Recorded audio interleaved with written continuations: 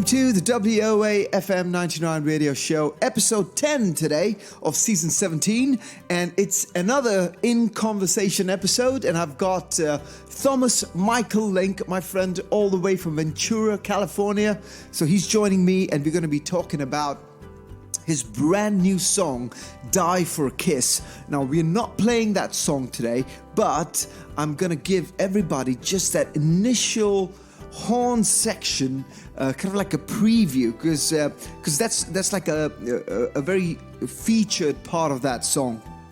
And we talk a lot about, how he's gotten in an entire horn section, live horn section for that specific track. So we're kind of giving you guys a small preview before Thomas actually starts having his In Conversation episode, his In Conversation feature with me on the show today. But let me get on to the 6 breakthrough songs of the week, the certified indie tracks. We kick off with a song called Mercy on Me by an artist called Nescora. Very cool name. So Nescora kicks the show off. Number 2 is Change by Donniel Aponte. We've got some cool sounding artists today, I'll tell you. Number 3 is That Old Hound Dog. No, it's not by Elvis. It's by Stephen Gary. I do like that song. It's got that very melancholic kind of a country-ish kind of sound, but very well produced to give you that old school feel. I like it. Number 4 is Just Another Day in Hollywood by Thomas Michael Link, our featured artist. Now, this song we've played before, and I really do like it. Thomas is one of those few artists that incorporates, this old school kind of horn sections and big band with pop and rock, with modern pop and rock. Even though it's pop and it's rock, it can also go in as modern jazz maybe, or jazz pop, which is very cool. Number 5 is Into the Light by Roxxa featuring Hubert Thiel. This is a song that I would definitely recommend for the Goa Chill Out Zone Volume 10, which is going to come out soon. Now, Goa Chill Out Zone was a number 1 selling album. It hit number 1 in the UK on the electronic charts. That's really big for a compilation album featuring independent artists from all over the world. It also had my song, by the way. And number 6 is a song by Jolina Carl. The song is called You Were the One. Now, this is very melancholic, okay? It's very kind of sad, but I think it's a great song to end the show with, and she does a great job on the song. It's not like a regular love song. This is a song for her father, and it also it deals with the very heavy topics like cancer and stuff like that. So I think some people might really appreciate this song during this time that we're going through this COVID-19 and everything. So that's the show for today. I hope you enjoy it. And Thomas joins me in the middle of the show, and we're going to have a lovely conversation about his new song and his old music and the virus and how it's affecting musicians and stuff like that. So do stick around because it's a really good show. Last but not least, tomorrow, Sunday, I'm going to be going live with my Garage Sessions, the Lockdown Special Part 3. Now, this is a live streaming gig that I do, and it's at 5 p.m. London time, which is like 9:30 in India. It's 12 noon in New York, midnight in Western Australia. So if you have the time, check the show out on Facebook or Instagram or Twitter or YouTube. Just look for @OliverSean, one word, and you'll find me there. Or you can go to my band page on Facebook, which is Oliver Sean Band, just one word, and you'll find it. So that's it. I hope you enjoyed the show. Oliver Sean signing out. Stay safe.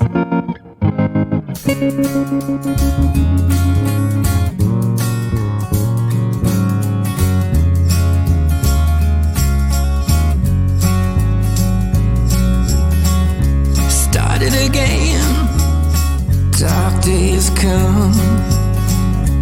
No, I'm not the only one. All was well. Now I'm feeling of emotional fear. Emotional. Oh, mercy, mercy. Mercy, mercy on me. Mercy, mercy, have mercy on me. Darkness, uncontrollable. This is not what I talk of. Pain and remorse comes from those around us.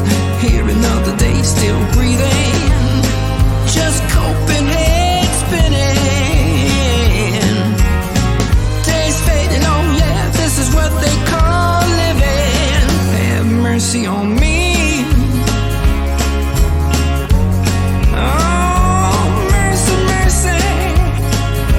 Mercy on me, mercy, mercy, have mercy on me,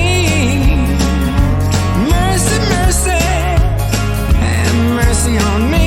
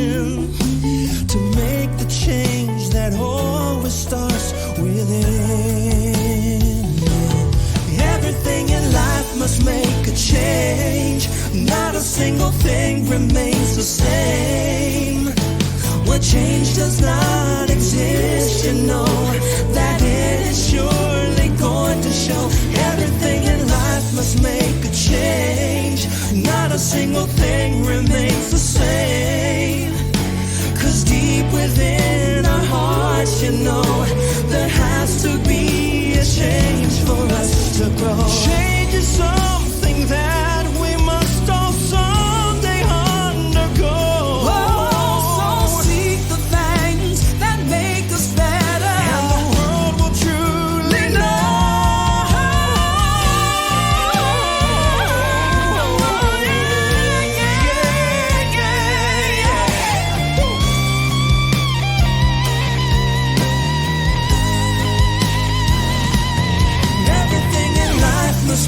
a change.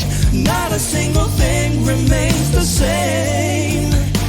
'Cause deep within our hearts, you know, there has to be a change for us to grow.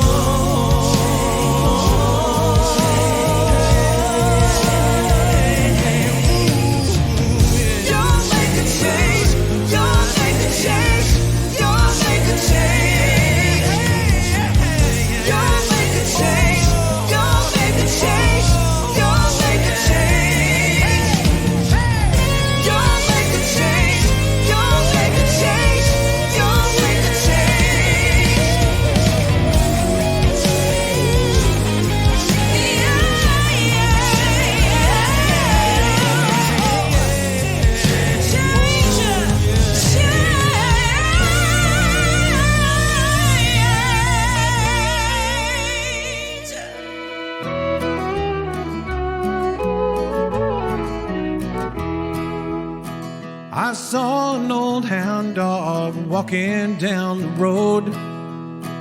I followed him a piece to see where he would go.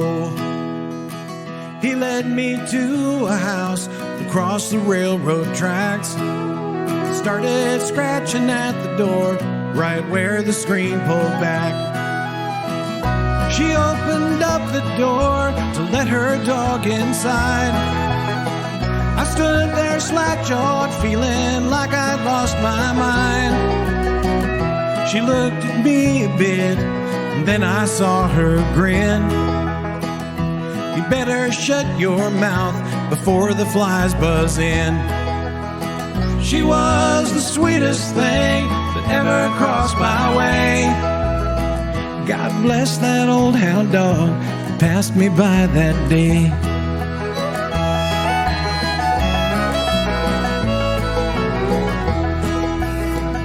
I said, "Excuse me, ma'am, but could I trouble you? I'm feeling mighty parched, a garden hose would do."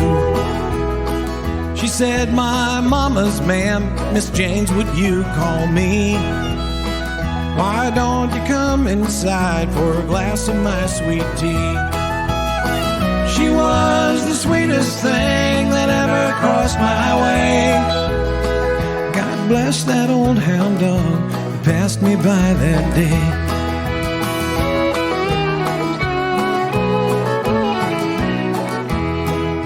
We talked away the afternoon till the sun's last light. Her mama made us supper. I didn't want to say goodnight.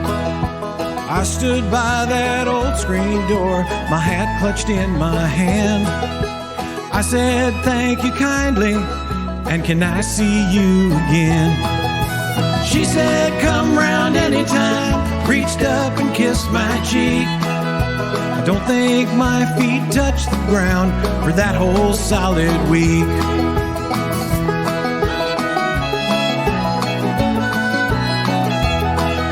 I courted her all summer, we married in the fall. Raised up our 4 children, I've loved her through it all.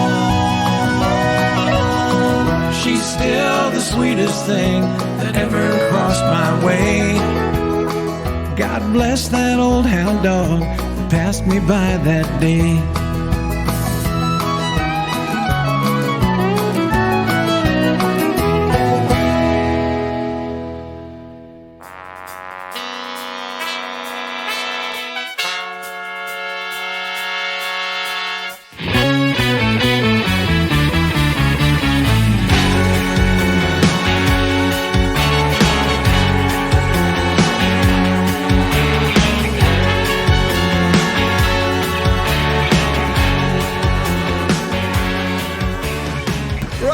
So I said I'm going to have one of my friends all the way from California, Thomas Michael Link. Thomas, how you doing, my friend? I'm doing great, thank you. Well, as can be expected, you know, locked in your house for day after day. I remember you telling me that you're like a key worker, that you need to go to work every day. I do. They're making us do a lot more telework now, though. Okay. So unless you actually have to be there, the last couple of weeks I've been mostly working from home. So your song just played on our show, and we've been getting a lot of reviews as usual. You know, every time we play the Hollywood track, I get a lot of people going, is that song part of that Hollywood film with Leonardo DiCaprio? And I'm like, no, but it should have been, you know. A good coincidence, I guess. It would have been a better coincidence if it was already out and they picked it for the film, but I know. They both came out about the same time by coincidence. You know, and if you think about that song, you know, it kind of is in that era, sort of. A lot of the inspiration for that kind of came from my history playing at clubs in Hollywood, at the Roxxa and the Whiskey and places like that, and the whole club scene. And so part of that was the whole music scene with that was part of the inspiration for that song, too. Right, so I remember last time we spoke, you told me you did a lot of gigs at the Whiskey A Go-Go, where I've played as well, and it's a fantastic place to perform. Have you got any footage from that show? Have you got like videos from your days performing on the Strip? I do. I have some on video, and it's back in the day when I had long hair down to my shoulders. So wow, cool. Different look altogether. We were a little more punk. It's from the 90s, and we were a little more definitely 90s. Not quite grunge, but heading sort of in that, a little more influenced in that direction. And I was, I guess, always a little bit quirky in my songwriting. So I've got a good feeling your new single's going to hit the charts this time, because you're going about it in a smart way now. You're avoiding pop, as I've heard, and you're going more rock. My new song, Die for a Kiss, was inspired by an idea I had for a James Bond-style spy movie. How did that come about? I don't know. I mean, I just get inspired. You know, you get an idea for a song, and I was always a big Sherlock Holmes fan. Okay. As well as, you know, liking James Bond and other spy movies like that. And I kind of had an idea how Sherlock Holmes had his Lady in Red and his arch-villain Moriarty. And I thought, what if you combine those two together and made them like an arch-villain to be against James Bond or whatever? So you had a femme fatale who he's falling for, and she's falling for him, but they're also arch-rivals, and they're, you know, evenly matched. So has it got an old-school feel to it, like the Hollywood track that you've made? It does. It does have a bit of that, you know. I really went for that spy movie theme a bit on it. It's got horns, which... just heard the horn arrangement. It's awesome. So have you worked on a cover art? Have you got like a James Bond theme cover art with you with the gun and all that?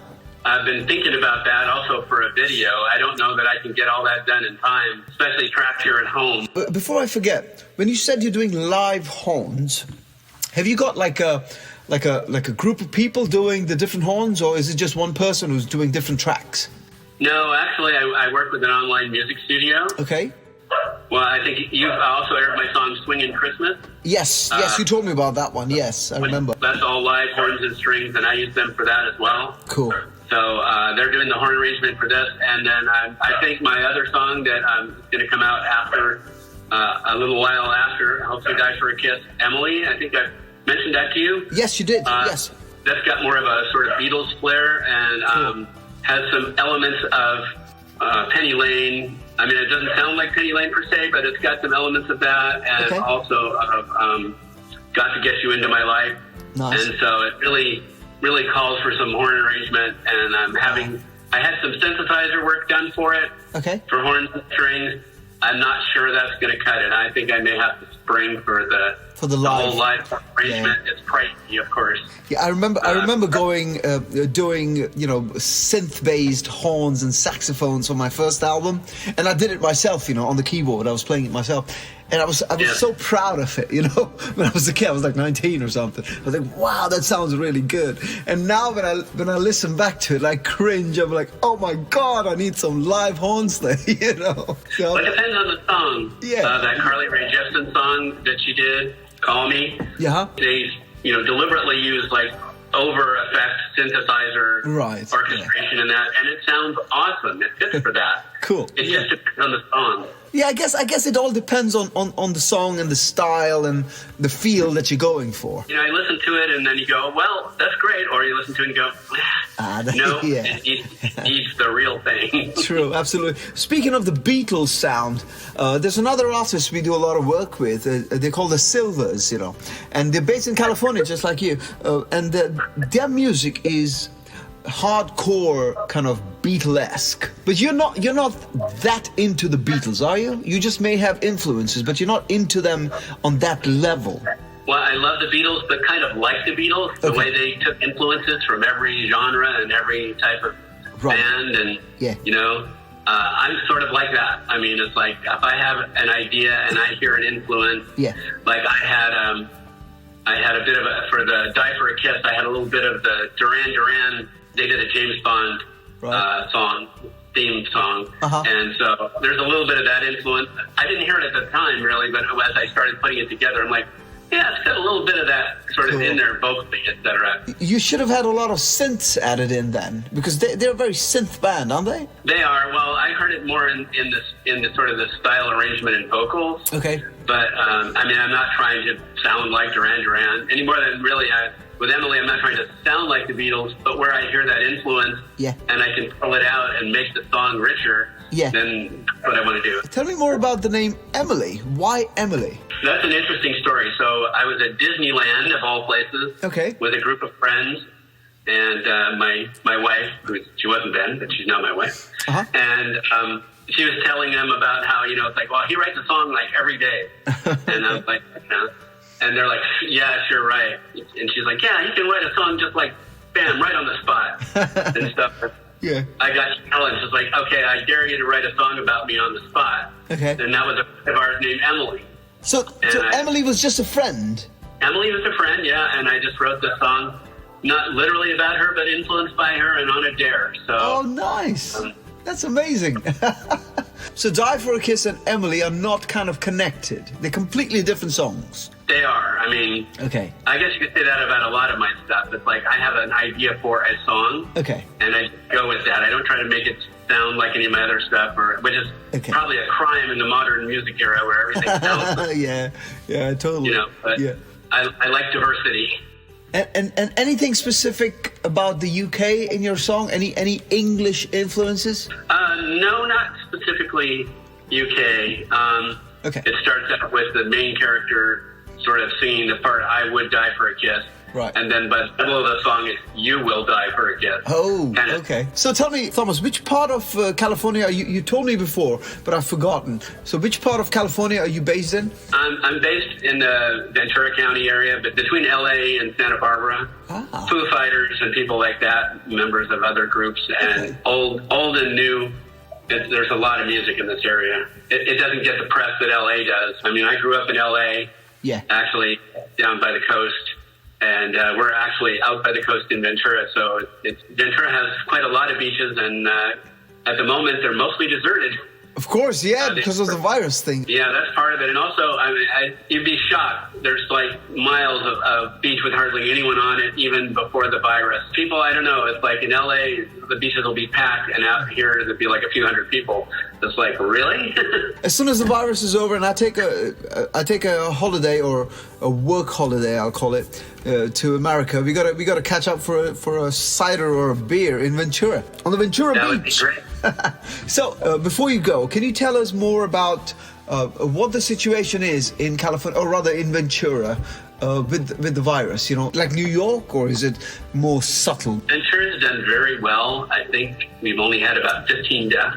I think somewhere around 500 or 600 cases. Okay. You can actually go on the beaches now as of a couple days ago, as long as you social distance and are active. In other words, you can't go lie on the beach or hang out. Right. But you can go run on the beach, or you want to go, skateboard through the park. As long as you maintain social distancing, they're allowing that now. We've been very fortunate here to have a very low case rate. A lot of our listeners, we've got this bunch of listeners that actually, once they hear, especially our featured artists on the show, they actually go out and buy songs on iTunes, of that artist, which is amazing. Awesome. That's really awesome, I'll tell you. So my show is getting to become this cult show that independent artists want to talk to me because the fans of the show are going to go out and buy their song, which is really good. Yeah, because it's funny. I seem to get lots of traction on Spotify and not on iTunes. But exactly. I suppose I should push it more, but it's hard to be everywhere all the time. And a lot of radio shows, even my music, when I do an interview or whatever, I'll go on Apple Music or even Spotify or Amazon Music, and I'll see my songs have been streamed more and whatever, especially the songs that they've played on the show. But iTunes downloads is different. You got to push it and all that. But when we have artists interviewed on my radio show, their songs actually get downloaded on iTunes, and a lot of artists have written back to me and said, you know what, I got traction on the charts because of this. So I'm like, I'm really proud. Not a bad thing at all. Cool. So Thomas, before you go, can you tell everybody where they can find you online? Because a lot of artists I've been talking to, some of them are just based on Facebook or only Twitter or only Instagram. And I keep telling them, man, you need to be on all the platforms because, you've got such a huge number of fans on different platforms. What's your Facebook username? It's Thomas Link Music. Thomas Link Music, just like your website? Just like my website. Okay. And then my Twitter handle is a little different. It's Mr. Link Music. Mr. Link Music, okay. Instagram, I believe I'm Mr. Link Music on Instagram as well. Okay. So it's Thomas Link Music and Mr. Link Music. But your artist name is Thomas Michael Link. That's correct. And on Spotify, I'm Thomas Michael Link. I even picked up when you released my song Act 1 on your... The Goa Chill Out Zone. Yeah. Which hit number 1 in the UK. Yeah, I know. It's great. And official, by the way, did you know that it also hit the official UK charts at number 36 for 3 days? That's unbelievable. I was stunned, I'll tell you, man. They call it the chill out genre, isn't it? The chill out music. But a lot of songs were not really chill out. But we kind of all got clubbed into electronic. And I think that really helped the album, Yeah, well, it certainly was impressive how well it did. And also, Spotify picked up Act 1 from the Goa album, and it now shows up on my artist page. Oh, fantastic. It is. Fantastic. I was like, wow. Yeah, and I didn't have to do anything. They just picked it up. Excellent, man. Congrats on that. That's great stuff. So are you working on anything else aside from these 2 songs? Are you working on any chill out music or electronic stuff? Because I'm just, encouraging all the artists who want the Goa Chill Out Zone to make more music on that line so that we can add it onto the Goa Chill Out Zone Volume 10. Which is obviously gonna, a lot of people are gonna be interested now on that album because of what's happened with Volume 9. I have another song that I've been working on called "We'll Never Get Back Home." It's kind of a little bit in that middle ground. All right, Thomas, it was great having you on the show, man. Oh, thank you so much, Oliver. I appreciate it. Best of luck with Die for a Kiss and Emily. And, it's sort of like, you say, man, I'd die for a kiss. And it's like, okay. but imagine you say, man, I'd die for a kiss from Emily.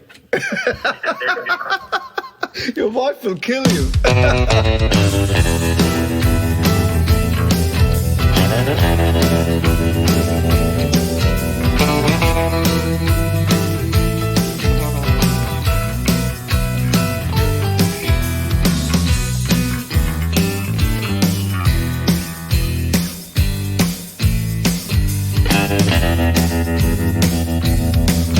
Let me tell you all a story about a place I've seen, of smoke and mirrors and rock star dreams. The women are hot, the men no good. It's just another day in Hollywood. It's just another day in Hollywood.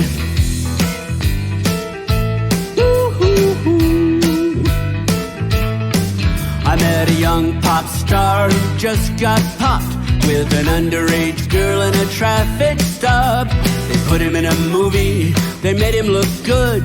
Now he's another star in Hollywood. It's just another day in Hollywood. And there's no danger, it won't get stranger. Everybody pays the price sooner or later. The tabloids turn you into damaged goods. It's just another day in Hollywood.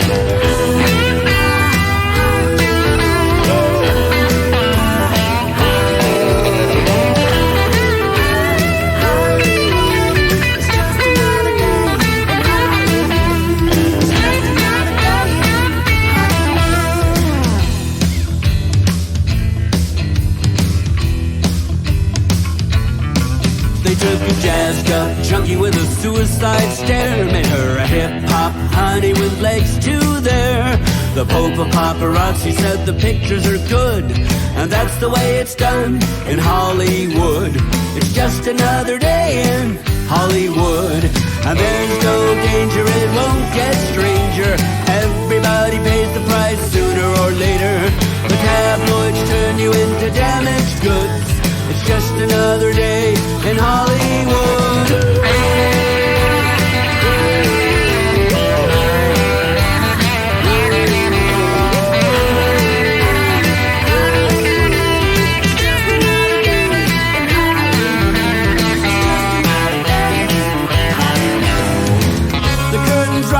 It blinds your eyes, but this town cuts dreams down to size. I had dreams and I had hopes, but here your dreams go up in smoke. So come on down to Tinseltown. You better strut your tux, gotta wear your gown. Give the devil his due, it's understood. He's the real star in Hollywood. It's just another day in Hollywood. And there's no danger, it won't get stranger. Everybody pays the price sooner or later. The tabloids turn you into damaged goods. It's just another day in Hollywood.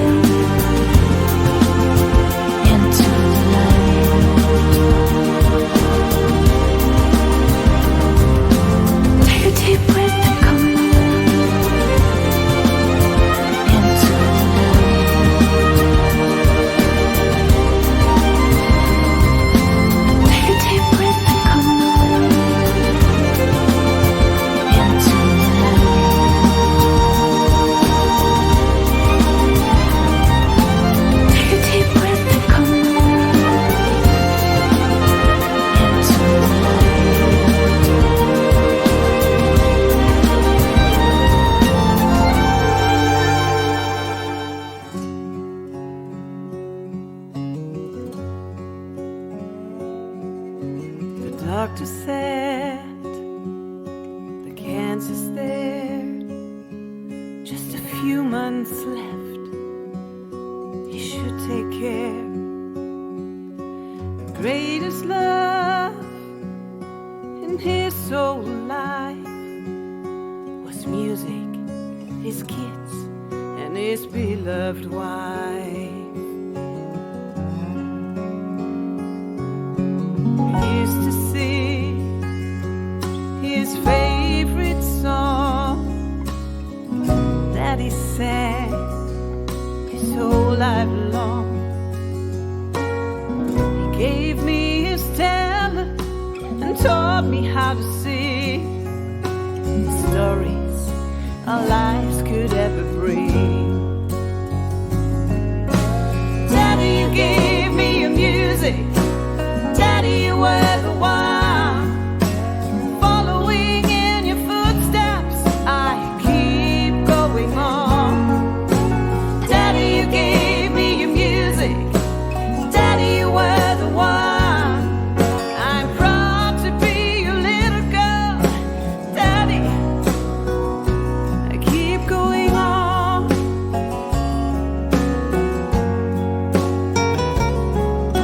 When Daddy knew that he had to die, he said, come on girl, sit down for a while. I felt it was hard for him on that sunny day, 'cause the Lord was taking